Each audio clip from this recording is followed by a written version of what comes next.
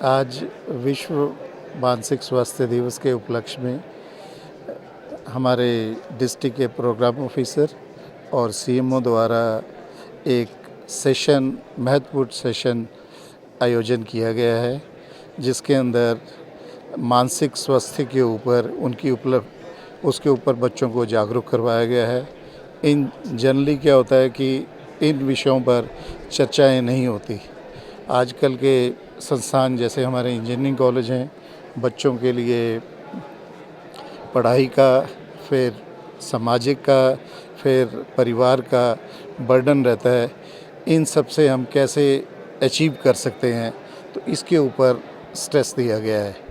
तो जैसे आपका मानसिक स्वास्थ्य या शारीरिक स्वास्थ्य भी उतना ही आवश्यक है। जैसे आपको चोट लग जाती है या बीमार हो जाते हैं तो हम जनरली डॉक्टर को कंसल्ट करते हैं।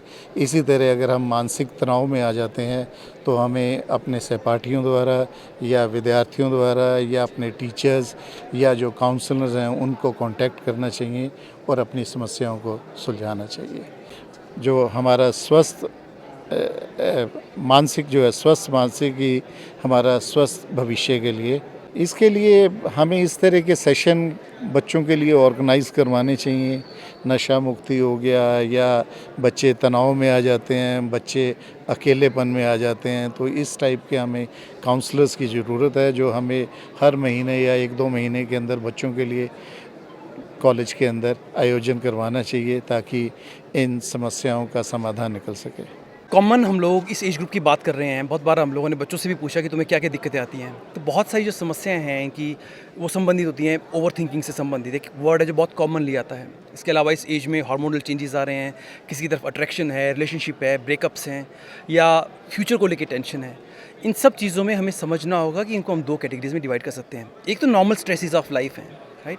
जो नॉर्मल स्ट्रेस ऑफ लाइफ है, उनको आपको डील करना सीखना है। उसके लिए लाइफ स्किल्स हैं, एंड वो एक ऐसी स्किल्स हैं जो सीखी जा सकती हैं, और उनको अगर रेगुलरली इस तरीके की वर्कशॉप्स के थ्रू हम लोग करें, स्कूल के करिकुलम में कुछ चीज़ें हम ऐड कर सकते हैं, जैसा कि सर से बात हो रही थी, तो वो स्किल्स सीखी जा सकती हैं। पर एट द सेम टाइम कुछ चीज़ें ऐसी हो सकती हैं, कुछ ऐसे रेड फ्लैग्स हैं जहाँ पे हमें इन स्किल्स से ऊपर एक प्रोफेशनल हेल्प की ज़रूरत पड़ती है।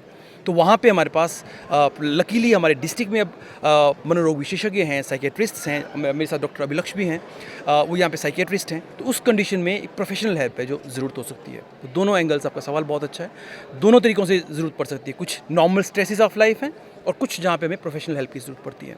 तो यहाँ पे नज़दीक में हर जगह पे ऑलमोस्ट साइकेट्रिस्ट अवेलेबल हैं, साइकोलॉजिस्ट अवेलेबल हैं। डिपेंडिंग अपॉन द नीड वो उनकी हेल्प कर सकते हैं। सोसाइटी का एक ट्रुथ है, वो रहेगा ही रहेगा हमेशा। हम उसको तो एलिमिनेट नहीं कर सकते, पर बच्चे के साथ हमने हर बच्चा अलग तरीके से चलता है, अपनी उसकी पेस होती है, अपनी उसकी कैपेबिलिटीज़ और स्ट्रेंथ्स होती हैं। तो हम हर बच्चे को एक ही तराजू पे अगर तोलते चलेंगे तो ये स्ट्रेस ज़्यादा बढ़ता है, ठीक है।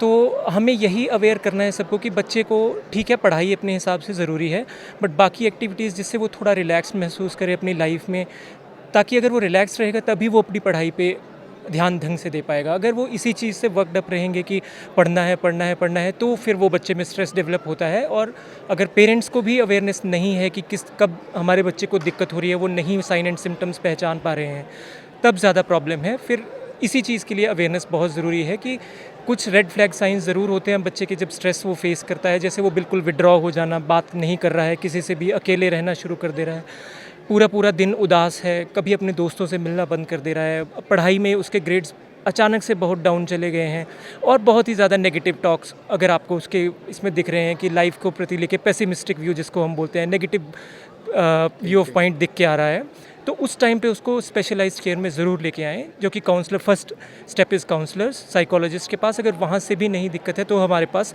फिर मेडिसिनल इलाज भी उसका उपलब्ध है। बट अभी ये चीज़ें बहुत ही ज़्यादा सोसाइटी में बढ़ रही हैं, तो awareness is the first step कि आप लोग खुल के सबके सामने लेके आएँ कि हमारी दिक्कत है ये बच्चे को, तो हम उसकी पूरी तरीके से हेल्प कर सकते हैं।